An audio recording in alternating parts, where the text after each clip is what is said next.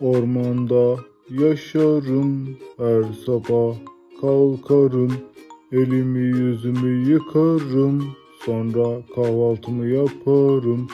Ormanda yürüyüşe çıkarım, sepet sepet böğürtlen toplarım. Bir kasa armut, biraz da bal.